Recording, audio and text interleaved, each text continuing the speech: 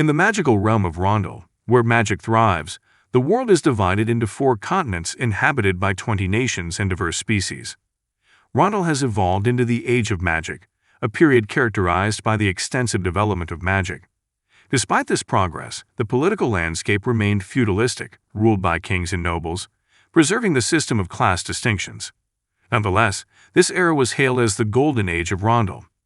On December 29, 1999, at the cusp of a new century in the Age of Magic, the revelation of Archmage Manuel Lucas will shook the world. This esteemed Archmage revealed that he had been hiding powerful forces, deep knowledge, and immense wealth somewhere around the world, open to anyone brave enough to claim the wealth destined for them.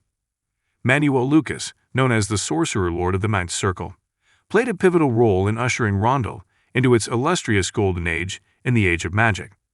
As an Archduke of the Bring-Up Empire, his influence extended to all corners of the world.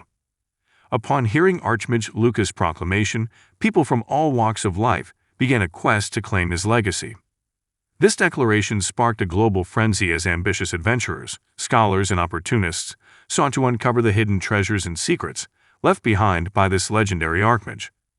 The search for Manuel Lucas's legacy will not only change the fate of those who pursue it, but also open a new chapter of the magical history of Rondel, filled with intrigue, ambition, and the allure of undiscovered powers. Driven by their ambitions, those in pursuit of Manuel Lucas' destiny begin their journey, sparking various rumors throughout Rondel. Some claimed that Lucas's hidden dungeons were within the remote Dragon Lands, while others speculated that his wealth was stashed away in the tax-free quarters of the allied nations in Elysia. Whispers even spoke of a celestial fortress, hidden in the heart of the Sea of Storms, rumored to be the center of his legacy. Regardless of nationality, species, or social status, everyone was captivated by the mystery of Archmage Manuel Lucas' fate. Yet, despite widespread efforts and countless investigations, these rumors remained elusive.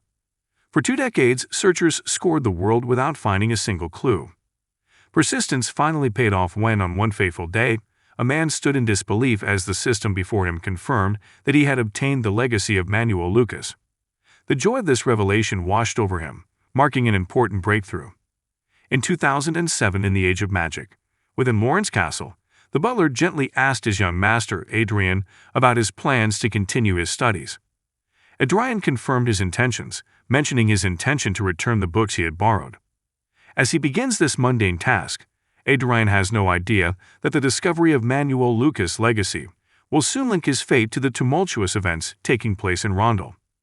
The butler kindly suggests that someone else can handle the task of returning the books, but Adrian insists on finding a particular book himself. Adrian Lawrence, our protagonist, is the second son of Viscount Lawrence, and he carries memories of the last moments of his past life. In that life, he remembers an unremarkable ending: an accident during his military service in South Korea, with only 1 month left before being discharged. Upon awakening, he found himself transported from Kimmingi to the Reinhardt Kingdom, reborn as Adrian Lawrence. Initially confused by his reincarnation into a noble family, Adrian slowly realized the advantages of his past experiences. Born into an ordinary middle-class family in his previous life, he now occupied the role of a noble son with an estate. This newfound position gives him opportunities and privileges that he never imagined. Unlike his friends who played carefree, Adrian immersed himself in learning from an early age, driven by the knowledge and skills he had acquired in his previous life. His previous experiences shaped his determination to excel in this new world, where knowledge and education are highly valued. As Adrian navigates the complexities of noble society and estate management, his past life memories continue to influence his decisions and actions. Despite initial confusion about reincarnation, Adrian Lawrence embraces his new identity with gusto, using his unique perspective to forge a different path than his peers. The teacher praised Adrian's father, commenting that he had never met such a quick learner before. Adrian expressed his gratitude to his teacher, happy that he had managed to gain recognition from those around him and fulfill his father's expectations. However, in the midst of his success, there was a lingering disappointment. Adrian understood that Rondel had a more advanced civilization than 21st century Earth, thus making much of his knowledge of the former world obsolete. Despite this setback, he decided to continue to increase his value and maintain his facade of wonder. However, navigating life is not just about putting in the effort. At the age of 7, Adrian narrowly escaped a poisoning attempt. The doctor told his maid that Adrian was very lucky. Had they met just a little late, the consequences would have been fatal. Shocked, the maid questioned who would commit such a heinous act, but Adrian knew full well the answer. Despite the danger, the identity of the perpetrator seemed very clear. The gravity of the situation weighed heavily on the maid, who expressed her deep concern for Adrian's safety. Despite his young age, Adrian understands the implications of the assassination attempt on his life, realizing that his journey in this new world is fraught with danger and intrigue. As he navigates the complexities of noble life and the challenges it presents, Adrian Lawrence understands that his survival requires not only intelligence but also a keen awareness of the dangers that lurk in the shadows of his newfound existence. Frantically, Adrian glanced at Anna Lawrence, the official wife of the Lawrence family, as he asked if he was all right. He understood that to Anna, a woman of noble descent, his sudden appearance despite coming from an ordinary family must be unsettling. In frustration, he punched the wall, questioning the merits of a world with such advanced technology, yet an archaic political system.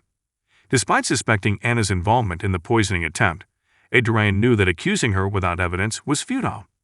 He couldn't understand why his father remained silent, even though he most likely knew the truth. Adrian realized that his father chose to turn a blind eye and feign ignorance, protecting Anna despite her alleged wrongdoing. This realization shattered Adrian's image as a child prodigy. Over the next decade, he abandoned any pretense of intellectual superiority. Fast forward 10 years to May 1, 2019, in the Century of Miracles. Adrian found himself greeted by a store clerk at Pod Convenience Store. This unremarkable interaction is in stark contrast to his tumultuous past, where suspicion and secrets dominated his life.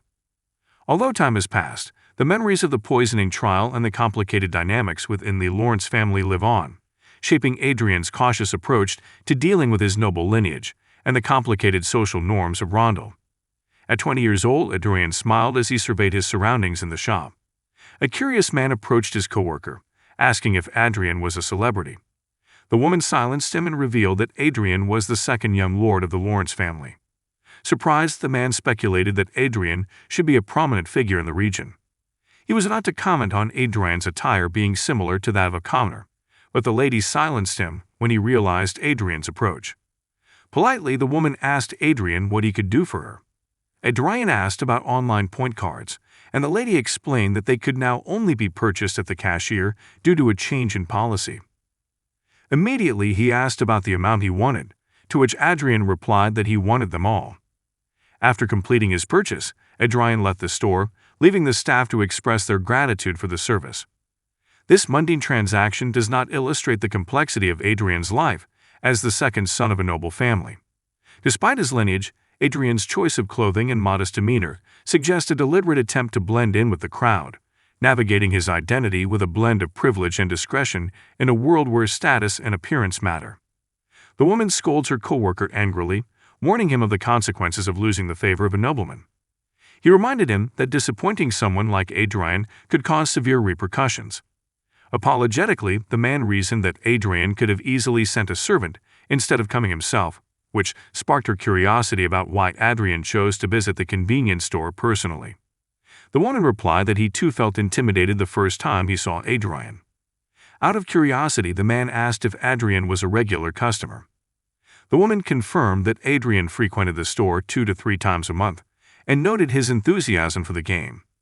Meanwhile, Adrian checked his 5 million game point card in loot, equivalent to about 5 million Korean won.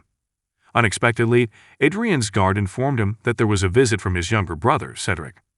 This news shocked and upset Adrian. Shortly after, Sylvia Lawrence, Adrian's mother, anxiously announced Cedric's arrival. Adrian hugs his mother warmly, expressing his concern for his brother's welfare. This scene illustrates Adrian's dual existence, where he navigates everyday tasks such as buying playing cards, and where family duties and expectations of noble status shape his interactions. Adrian's half-brother, Cedric Lawrence, aged 23, bursts into the scene with anger, loudly questioning Adrian's decision to walk around the estate without a vehicle, which rankles Adrian and worries their mother, Sylvia. Cedric reprimands Adrian, emphasizing the importance of upholding the family's prestige as royalty. However, Adrian privately reflects that Cedric is often preoccupied with frivolous activities, and he doubts Cedric's ability to govern himself without their noble status. Preferring not to escalate the confrontation, Adrian chose to verbally withdraw, assuring Cedric that he would be more careful in the future. Cedric remained adamant, insisting that pride in commonality or mixed ancestry was unwarranted. Adrian, remaining calm, asks Cedric about his purpose for visiting. Cedric reveals that their father intends for him to take over a business called Fars Distribution, implying that Adrian should have been informed as well. The conversation underscores the tension between the two brothers. Adrian's restrained demeanor contrasts with Cedric's outspokenness and their different perspectives on nobility and responsibility. Despite their familial ties, their interaction hints at deeper complexities within the Lawrence family dynamic, where social status, business aspirations, and personal ambitions are intertwined. Adrian's pragmatic approach and Cedric's assertiveness paint a picture of conflicting personalities and aspirations within the noble household, setting the stage for potential future conflict and collaboration. Adrian understands that by Earth standards, the Rondel noble family wields power akin to conglomerates and politicians, involved in various business ventures. Fars Distribution, which is linked to the mining industry, is just one of the many companies operated by the Lawrence family, providing a significant source of income. Realizing that Cedric's sudden visit was related to their father's plan to take over Fars Distribution, Adrian calmly told Cedric that he understood the situation and intended to decline the responsibility. Cedric accepted Adrian's decision and expressed agreement with his expectations. Adrian then casually suggested that Cedric should go back immediately, noting that he had invested a lot of time and resources into gaming activities. Cedric, who initially held back his amusement, eventually burst out laughing, convincing Adrian to continue with his current activities. Sylvia, who observed the conversation, asked about Adrian's condition, and Adrian assured her of his condition. Adrian advises his mother that it is better to keep a distance from family matters. After the poisoning attempt, Adrian had shed his old persona as a child prodigy, and chose to withdraw from close interactions with his household staff and limit his involvement in family affairs. This shift in behavior reflects his cautious approach to protecting himself from potential threats and maintaining control of his circumstances in the complex noble and political world of Rondel. Adrian ponders whether his father's indifference stems from his status as the son of a concubine, coupled with an innate lack of genius. This aloofness protected him from life-threatening incidents. Over the next decade, he consciously minimized his presence at the Lawrence estate. After completing his studies at the academy, he left the castle with his mother. However, Anna, the official wife, exercised significant influence over the household staff, restricting Adrian's freedom even in his own home. He overheard a servant gossiping about him escaping reality, but he chose to ignore the comments and retreated to his room. There he picked up his gaming device, wondering if games served as his escape from the harsh realities of life. Upon logging into Chronicle Online, he was surprised to find that the system recognized his progress in the first stage of the Fate Quest. The system synchronized his character's progress with his achievements in real life, marking a unique blend of virtual and actual achievements. This synchronization made Adrian smile, giving him a sense of validation and accomplishment beyond the boundaries of his noble education. Despite the challenges posed by family dynamics and societal expectations, Adrian found solace and control in the virtual gaming world. This gave him an avenue to excel on his own terms, away from the complexities and restrictions of noble life in Rondel. He proudly asserts that monitoring one's own should also extend to the virtual world. However, the system soon warned him of the real impact the abilities used in Chronicle Online could have on real-world outcomes.